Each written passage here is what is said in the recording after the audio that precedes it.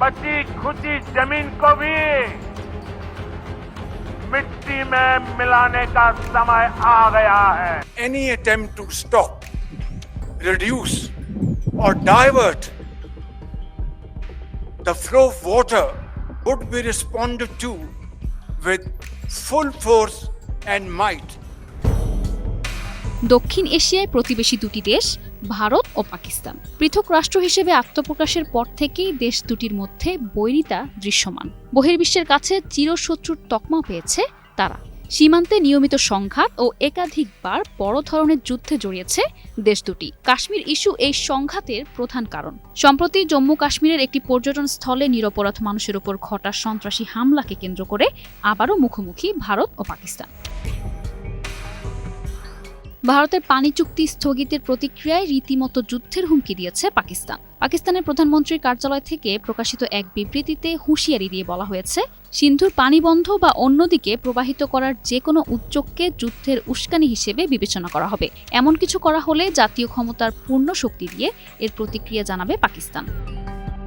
দেশটির প্রধানমন্ত্রী শেহবাজ শরীফ বলেছেন, পাকিস্তান যে কোনো মূল্যে পানির অধিকার রক্ষা করবে। পানিকে অস্ত্র হিসেবে ব্যবহার করা কোনোভাবেই মেনে নেওয়া হবে না এবং পাকিস্তান যে কোনো মূল্যেই নিজের পানির অধিকার রক্ষা করবে। এমন পরিস্থিতিতে পাকিস্তান বড় ধরনের হামলা চালাতে পারে বলে আশঙ্কা ভারতীয়দের। ফলে পাকিস্তানের ভয়ে সীমান্তবর্তী অঞ্চলের বাংকার প্রস্তুত করছেন ভারতীয়রা, আর সেই বাংকারে লুকাচ্ছেন অনেক ভারতীয়। ভারতীয় সংবাদ মাধ্যম মতে জম্মু কাশ্মীরের পুঞ্চ বিভাগে বেশি উত্তেজনা তৈরি হয়েছে। সেখানকার সালোত্রি গ্রাম, যা ভারতের শেষ অংশ, সেখানে উত্তেজনা বেশি। সেখানে ইতোমধ্যে গত 2 দিন গোলাগুলি হয়েছে। এতে সালোত্রি গ্রামের মানুষ সম্ভাব্য বড় হামলা থেকে বাঁচতে তাদের কমিউনিটি বাংকারগুলো পরিষ্কার ও প্রস্তুত করছেন। লাইন অফ কন্ট্রোলের খুব কাছাকাছি থাকায় তাদের মধ্যে শঙ্কা বেশি। তবে এসব শঙ্কার মধ্যে নিজেদের প্রস্তুতি সেরে রাখছেন তারা। সরকারি এক কর্মকর্তা সংবাদ মাধ্যমটিকে বলেছেন, পাকিস্তানি সেনারা ছোট অস্ত্র দিয়ে ভারতীয় সেনাদের অবস্থান লক্ষ্য করে গুলি ছুড়ছে।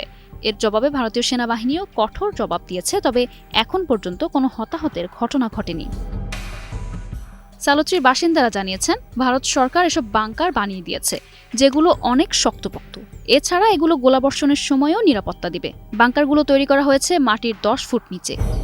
তবে ভারত আপাতত শান্তির পথে হাঁটছে না বলে ইঙ্গিত মিলেছে, বরং পাকিস্তানের হুঙ্কারের বিরুদ্ধে সামরিক পদক্ষেপের প্রস্তুতি নিচ্ছে। এমনটাই জানিয়েছে মার্কিন প্রভাবশালী সংবাদ মাধ্যম নিউ ইয়র্ক টাইমস।